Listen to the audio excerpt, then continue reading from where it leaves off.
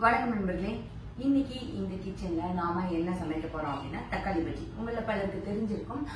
அது நிறைய பேருக்கு பிடிச்ச ஒரு விஷயமும் கூட.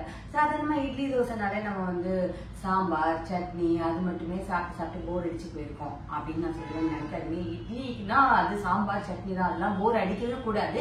இருந்தாலும் எனக்கு அது டிஃப்ரெண்டா சாப்பிடணும், இல்லை யாராவது வராங்க டிஃப்ரெண்டா பண்ணி அனுப்பணும் அப்படிலாம் நினைச்சா இந்த தக்காளி பஜ்ஜின்றது ஒரு பெஸ்ட் காம்பினேஷன். சூப்பரா இருக்கும் இட்லி கூட. அது எப்படி பண்றது அப்படின்றத நம்ம பார்க்க போறோம். பார்க்கலாம்.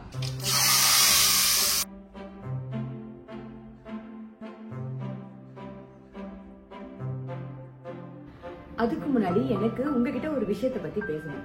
பயந்துராதீங்க, இது ப்ரொமோஷனல் வீடியோ கிடையாது. நான் பேச போறது சிவகாமியின் சபதம் பத்தி தான். அதாவது நான் கதை சொல்றத பத்தி.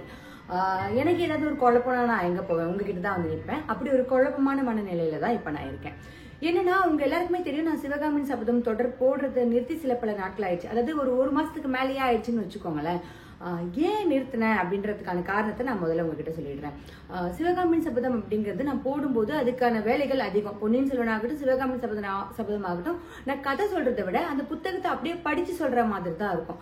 அதுக்காக நான் பண்ற வேலைகள் அதிகம், நிறைய நேரம் எடுத்துக்கக்கூடிய ஒரு விஷயம் அப்படிங்கிறதுனால அதுக்கான எதிர்பார்ப்பு, அதாவது வரவேற்பு கொஞ்சம் குறையும் போது இது செய்யணுமா, ஒருவேளை யாருக்கும் விருப்பம் இல்லை, யாருக்கும் இதுக்கான நேரம் இல்லை, கதை கேட்கறதுக்கெல்லாம் இவங்களுக்கு நேரம் இல்லை போல இருக்கு, சரி விட்டுறலாம் அப்படின்னு ஒரு மனநிலைக்கு நான் போயிட்டேன் அப்படிங்கிறது தான் உண்மை. நான் எப்பவுமே உங்களுக்கு சொல்றதுதான், ஒருத்தவங்களுக்கு நம்ம அதிகபட்சமா பண்ணக்கூடிய விஷயம்ன்றது நம்ம டைமை செலவு பண்றது. அப்படி நம்ம நேரத்தை செலவு பண்ணி ஒரு விஷயம் பண்ணும்போது அதுக்கான சரியான வரவேற்பு இல்லைன்னா அந்த நேரத்தை வேற எதுக்காவது பயன்படுத்தலாம் அப்படின்னு ஒரு மனநிலைக்கு நான் போயிட்டேன் அப்படின்னு நான் உங்ககிட்ட ஒத்துக்கிட்டு தான் ஆகணும். ஆனா உங்க எல்லாருக்கும் தெரியும், எனக்கு மத்த எல்லாத்தையும் விட கதை சொல்றது ரொம்ப பிடிக்கும். உங்க எல்லாருக்குமே நிறைய கதைகள் சொல்லணும்னு ஆசை. எனக்கு ஒரு சில ஆங்கில நாவல்கள் நான் படிக்கும்போது இதெல்லாம் கூட மொழிபெயர்த்து அப்படி ஜாலியா, அதாவது இப்படி சொல்லலைன்னா கூட ஜாலியா கதை பேசுற மாதிரி பேசணும். மகாபாரதம், ராமாயணம், சிலப்பதிகாரம், இந்த மாதிரி விஷயங்கள்லாம் கூட உங்ககிட்ட கொண்டு வந்து சேர்க்கணும்னு நிறைய ஆசைகள் இருக்கு, எண்ணங்கள் இருக்கு. ஆனா வரவேற்பு குறையும் போது எனக்கான ஆர்வமும் குறைஞ்சிடுறது இயல்பு தானே. அப்படிதான் நான் சிவகாமியின் சபதத்தை நிறுத்தி வச்சுட்டேன். ஆனா நான் சிவகாமியின் சபதத்தை நிறுத்தின உடனே என்ன ஆச்சுன்னா, நான் போடுற வீடியோஸ்க்கு கீழே நீங்க கமெண்ட் பண்றதாகட்டும், ரீல்ஸுக்கு கீழே கமெண்ட் பண்றதாகட்டும், பர்சனல் மெசேஜஸ், நேர்ல பார்த்து பேசுறது எல்லாமே ஏன் சிவகாமியின் சபதம் நிறுத்திட்டீங்க, ஏன் கதை சொல்றது நிறுத்திட்டீங்க, தொடர்ந்து சொல்லுங்க அப்படின்னு கேக்குறீங்க.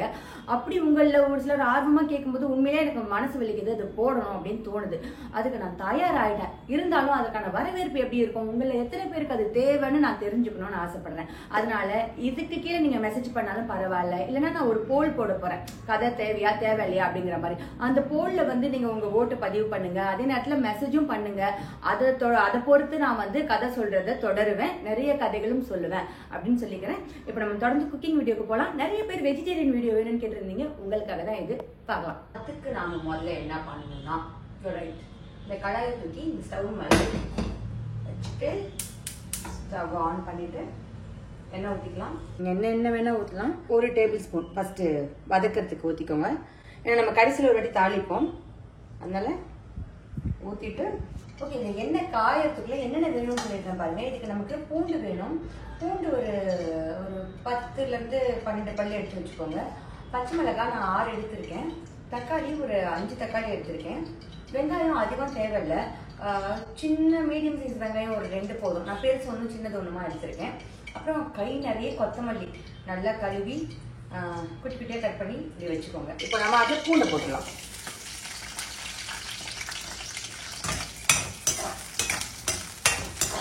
பூண்டு வதக்கணும். அதுக்கடுத்து இதில் பச்சை மிளகாய் போட்டு வரணும்.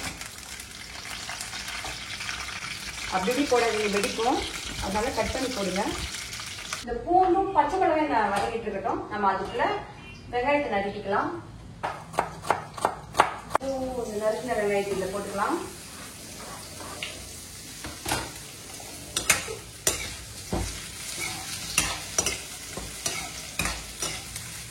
உப்பு நான் கல்லுப்பு போடுறேன், நீங்க கல்லுப்பு யூஸ் பண்ணீங்கன்னா நல்லது. ஒருவேளை இந்த பழக்கம் இல்லைன்னா சால்ட்டு உங்களுக்கு தேவையான அளவு போட்டுக்கோங்க.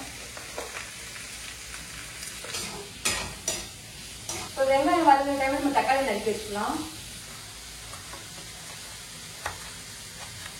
நறுக்கிற நம்ம இந்த 5-6 தக்காளி நம்ம எடுத்துக்கணும் இல்லையா, அந்த அப்படியே வதக்க வேண்டியதான்.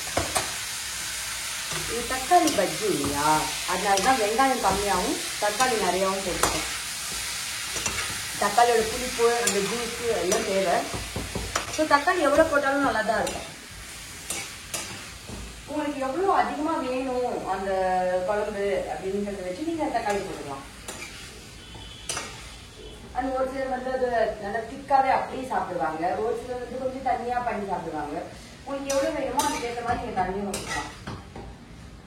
தக்காளி நல்லா ஒரு 2 நிமிஷம் வதக்கி போதும். 2 நிமிஷம் வதக்கி விட்டுட்டு நல்லா தட்டு போட்டு மூடி வச்சிருங்க. ஒரு 5 நிமிஷம் 10 நிமிஷம் மூடி வச்சிருங்க. அந்த தக்காளி தண்ணி விட்டு அதுலயே வேகும். ஒரு 5 மினிட்ஸ் இல்ல 10 மினிட்ஸ் எவ்வளவு நேரம் வேகுதோ பாருங்க. பாத்தீங்கன்னாலே உங்களுக்கு தெரியும் அது வந்து அப்படியே நல்லா குழஞ்சு தண்ணி விட்டு வேக ஆரம்பிக்கும். அந்த ஸ்டேஜ்ல நம்ம எடுத்து இதை அரைக்கணும். மீன்வே நம்ம இட்லியை மறந்துட்டோமே. இட்லியோட சொன்னாலும் இட்லியோட கொடுத்தாதானே உங்களுக்கு நல்லா இருக்கும். வதங்கிடுச்சு. இத மிக்ஸி இருந்ததுன்னா ஆற வச்சுட்டு மிக்ஸில போட்டு லேசா அந்த பல்ஸ்ன்னு சொல்லுவோம்ல, பல்ஸ்ல ஒரே ஒரு சுத்தி சுத்திட்டு இறக்கிடுங்க. ஆனா இப்போ நான் பண்ண போறது சட்டில கடைய போறேன். ஏன்னா வந்து எங்க அத்தை எப்பயுமே சட்டில தான் கடைவாங்க, அதனால நான் சட்டில கடைய போறேன். அதே மாதிரி அவங்க கூட இஞ்சியும் போடுவாங்க. இது கூட வதக்கும் போதே இஞ்சியும் சேர்ப்பாங்க. நான் இஞ்சி சேர்க்கல, ஏன்னா இன்னைக்கு கொஞ்சம் காலையில இந்த ஆம்லா ஜூஸ்ல இஞ்சி அப்புறம் இஞ்சி சாப்பிட்டு நிறைய இஞ்சி செஞ்சுட்டு கொஞ்சம் பூண்டில் பண்ணலாம் அப்படின்றது பூண்டு மட்டும் போட்டிருக்கேன். இஞ்சியும் சேர்த்து பண்ணி பாருங்க, அதுவும் நல்லா தான் இருக்கும் டேஸ்ட். ஓகே, இப்போ நல்லா கறிவிச்சு உங்களுக்கே தெரியும். இப்போ இந்த ஸ்டேஜ்ல தான் கொத்தமல்லி போடணும். இப்போ கொத்தமல்லி வந்து நிறைய போடுங்க, நான் நிறைய போடுவேன். கை நிறைய போட்டு அந்த பச்சை வாசத்தோட ஒரு கடையும் போது செம்ம டேஸ்டா இருக்கும். எடுத்து வச்சிருக்கிறது அப்படியே போட்டேன் பாருங்க.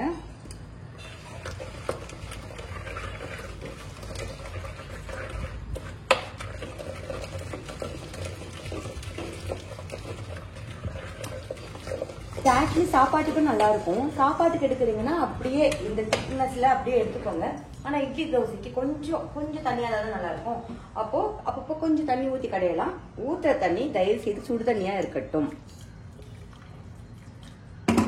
கிளாஸ் அப்படி ஊத்தி. ஸோ எனக்கு இந்த அளவுக்கு தண்ணியா வேணும்ன்றதுனால நான் இந்த அளவுக்கு தண்ணி ஊத்திருக்கேன். நீங்க இன்னும் தண்ணியா வேணும்னாலும் ஊத்திக்கலாம். நான் பர்சனலா சாப்பிட்றேன்னா நான் இன்னும் தண்ணி ஊத்துவேன். திருவுக்கு அவ்வளவு தண்ணியா பிடிக்காது, வீட்லயும் அப்படி சாப்பிட மாட்டாங்க. ஸோ இன்னும் தண்ணியாவும் ஊத்திக்கலாம், இன்னும் திக்காவும் வச்சுக்கலாம். இல்ல நம்ம விருப்பம் தான். அவ்வளவுதானா முடிஞ்சிச்சா அப்படின்னு கேட்டீங்கன்னா லாஸ்டா ஃபைனல் டச் ஒன்று இருக்கு. கடைசியா தாளிச்சு ஊற்றணும். தாளி வைக்கிறீங்க, என்ன பாத்திரம் வைக்கிறீங்க அதை வச்சு அப்போ நம்ம ரொம்ப கம்மியா தான் எண்ணெய் ஊற்றணும். இப்போ தாளிக்கிறதுக்கு கொஞ்சம் நல்லா ஊத்திக்கலாம். ஓகேவா? அப்பதான் கொஞ்சம் டேஸ்டா இருக்கும். ஸோ ஒரு 2 ஸ்பூன் எண்ணெய் ஊற்றிட்டு அதுக்கு போட்டுட்டு கொஞ்சமா வெங்காயத்தூள் போட்டுட்டு ரெண்டையும் அப்படியே எடுத்து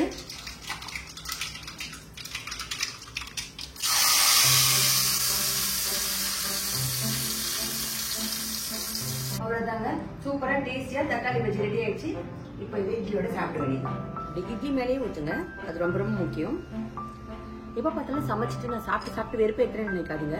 நான் அப்படி சாப்பிட்டு காட்டும் போது தான் உங்களுக்கும் அதை பண்ணி சாப்பிடணும் ஆசை வரும் அப்படின்றதுக்காக நான் அதை செய்யறேன். எனக்கு இட்லி ரொம்ப பிடிக்கும். ஸோ